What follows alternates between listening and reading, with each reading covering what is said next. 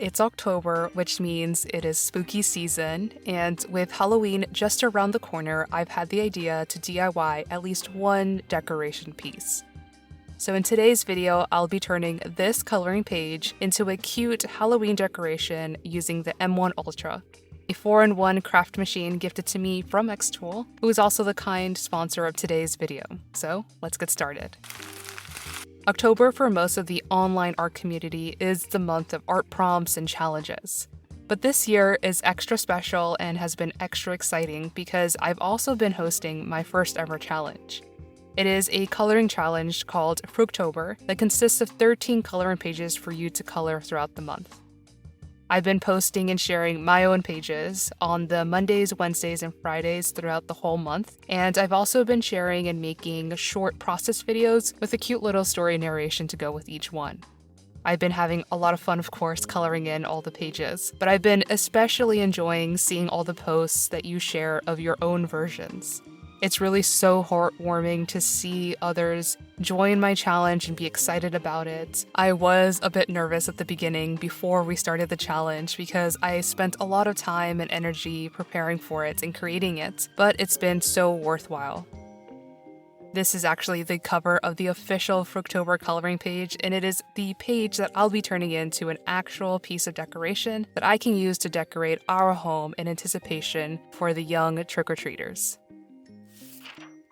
Now, with the inspo coloring page colored in and all finished, let's now move on to making our wood decoration piece. Now, because I do prefer to have a thicker and sturdier board for my wood paintings, I will be using a 1/4 inch or 6mm basswood panel. As for my design and settings for the laser, I will set it up to score the outlines of the design into the wood and then cut around the perimeter. And so while the wood is being cut, let me tell you why I like to suggest the M1 Ultra to anyone who's interested in laser machines. Firstly, the M1 Ultra is a versatile machine that combines 4 main functions: laser cutting and engraving, knife cutting, inkjet printing, and pen drawing, which means you can handle a wide variety of tasks with just one machine, making it ideal for so many different types of projects. I've mostly taken advantage of the laser cutting capabilities, but since it basically combines multiple machines in one, it could also be a cost-effective way to save you space by reducing the number of separate machines you may need to get. Plus, it also reduces the need to switch between all different types of software, making your experience a bit more streamlined.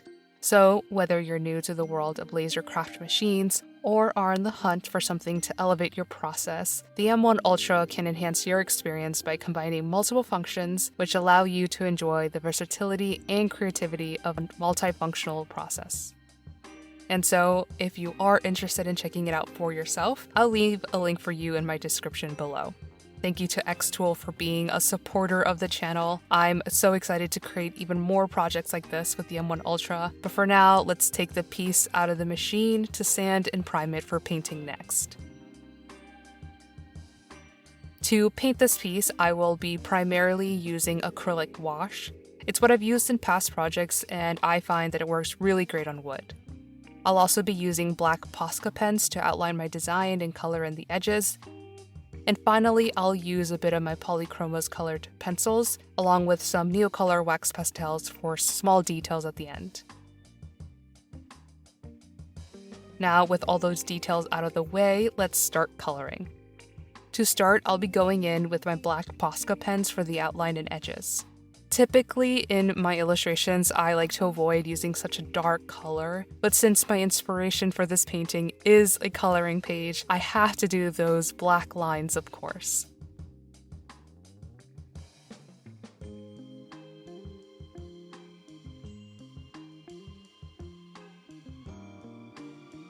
I like to follow the score lines of my design and do my best to make some very clean, uniform lines for practice, but it's not perfect, and oftentimes I do go beyond the lines.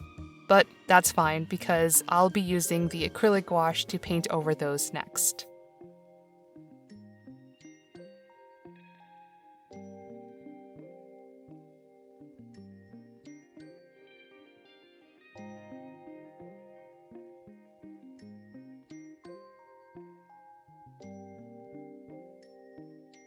I specifically use this kind of paint because it is opaque enough to cover up even really dark colors and black, so it's really no stress at all. Additionally, I like to use paint because I am able to mix my own colors and create a variety of shades for my pumpkin, for instance. I really liked how I colored the pumpkin on my coloring page with the different shades and hues of orange. I think it gives it more of a textured and interesting look, so I wanted to do the same for this painting. Now, while I do enjoy painting, in more recent years, I've really enjoyed coloring with alcohol markers and acrylic markers, just markers in general. Obviously, I think that's mostly to do with making coloring books and coloring pages, but I've always had a deep interest in markers from a young age. I'm sure I'm not alone in my experience when I say that I grew up watching YouTube videos of artists reviewing markers and making amazing illustrations and artworks with them. For a long time, my dream markers were Copics. They are such a highly regarded marker brand, and I wanted them so bad, but knew that I couldn't really ask for them growing up because of their hefty price tag. But I dreamed of those markers. I was also really fascinated by the Faber-Castell Pit Artist pens. They're not alcohol markers, but I remember one specific video that left me so inspired. I actually just looked it up recently, and the video is about 13 years old, so I would have been in 8th or 9th grade when I first saw it, but the artist featured is Dan Colley, and in the video he uses the Pit Artist pens on the go as he does urban sketching. It just left me so in awe, and it definitely impacted me as an artist and was, I think, a major influential factor that encouraged me to pursue art altogether. So I mentioned all this to say that markers specifically hold a big space in my heart, and that's why I think I enjoy using them so much. I'm definitely not using my markers in a way that I imagined I would, but through coloring, I definitely feel a deep sense of connection with a younger version of myself, and it is so heartwarming and healing.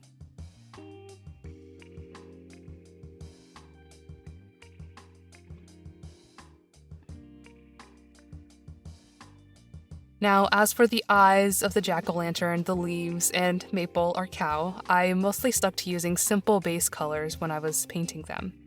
Because these areas are smaller and because my accuracy with the paintbrush isn't as sharp or honed in as I'd like, I'm going to use other supplies for those extra details.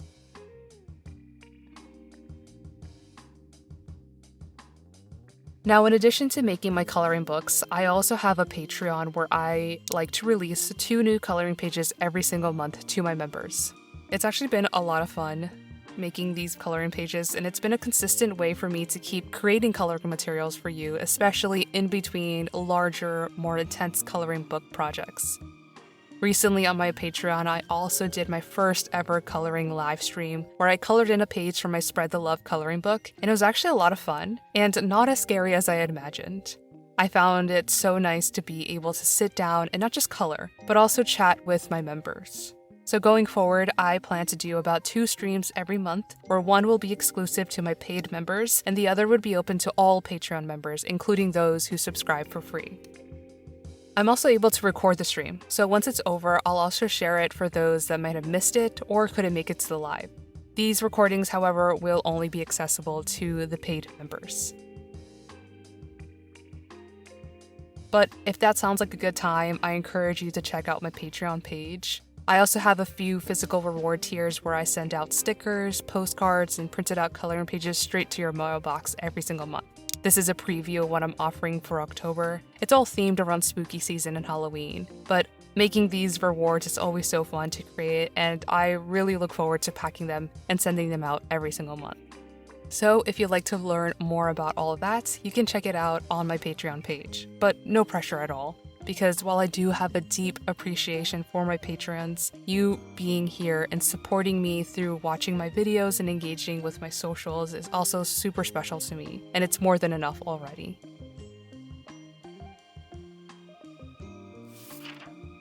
Now for the final details, I'm using a combination of my Neocolors and colored pencils to add things like the shadows and highlights.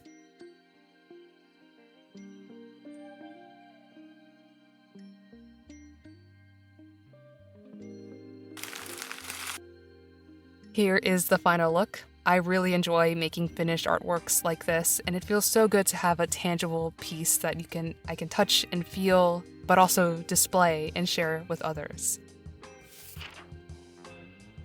I love the way this piece turned out, but I think if I were to change anything at all, I think I would have liked to add a costume to Maple's design. I think that would have been a really fun thing to see, but this is still really good, and I think it works great as a cute decoration. But that is all that I have for you today. I appreciate you for making it to the end, and I hope you enjoyed watching me get creative today. Hopefully it inspired you to do something fun and maybe DIY your own decorations. I would love to hear any ideas that you have for me or other fun DIYs that we can do together. Thank you so much for watching. I hope you have a creative rest of your day, and I'll see you all in the next one. Bye!